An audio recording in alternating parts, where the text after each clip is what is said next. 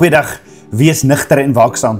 Het jy geweet een van die redes waarom 'n leeu sy brul gebruik is om sy prooi te verlam met vrees? Ja, stel jou voor jy stap in die veld en 'n leeu brul nie ver van jou af nie. So werk die vyand, ook in ons lewens. Hy kom brul om vrees in ons in te saai. En 1 Petrus 5 vers 8 sê, wees nigter en waaksaam, want julle teestander, die duiwel, loop rond soos 'n brullende leeu en soek wie hy kan verslind.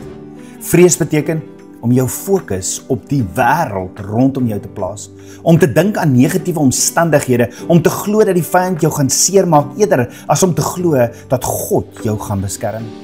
Die teenoorgestelde van vrees is geloof. Geloof fokus op die woord van Abba Vader en sy beloftes. As ons vrees toelaat, selfs in ons gedagtes, soos om te sê, ek gaan dit nie maak nie, of ek is nie goed genoeg nie, of wat as ek so siek word? Dan laat ons die vyand toe in ons gedagtes. Met ander woorde, eerstens saai die vyand vrees, dan verander dit in paniek. En paniek verskuif jou fokus weg van Vader se planne en sy beloftes vir jou lewe. En dit is presies wat die vyand wil hê. Jou fokus op hom, jou probleme en jou siektes, jou finansiële druk of jou huweliksprobleme. Hy wil hê ons moet fokus op dit.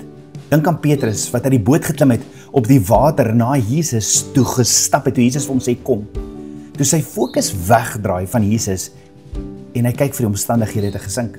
En die vraag is, waar is jou fokus vandag? As jy in die oggend opstaan, fokus jy op die negatiewe of op die beloftes van God? Ken jy die beloftes van God waaraan jy kan vaskleef soos die vrou met bloedvloeiing? Ek het nodig om vandag vir jou te sê, begin jou dag deur Vader te nader met lofprysing en dank, en soos wat jy die dag met hom begin deur hom te nader in gebed, hê ook 'n verwagting van wat hy gaan doen. Ja, kry jy die verwagting van dit wat hy vandag in jou lewe gaan doen? Hoekom nie voor Vader knie en sê, Papa God, ek wil my oë op U rig, my vrese vir U oorgee. Waar sal my hulp vandaan kom? My hulp kom van die een wat hemel en aarde geskaap het. En ek staan die brullende leeu wat my wil verslind teë, soos wat Samson en Dawid die leeu teëgestaan het. Jy gesien geloof laat Vader se hand in beweging kom, maar vrees maak die deur oop vir die vyand. So daarom, kies vandag geloof en maak tyd in Vader se teenwoordigheid.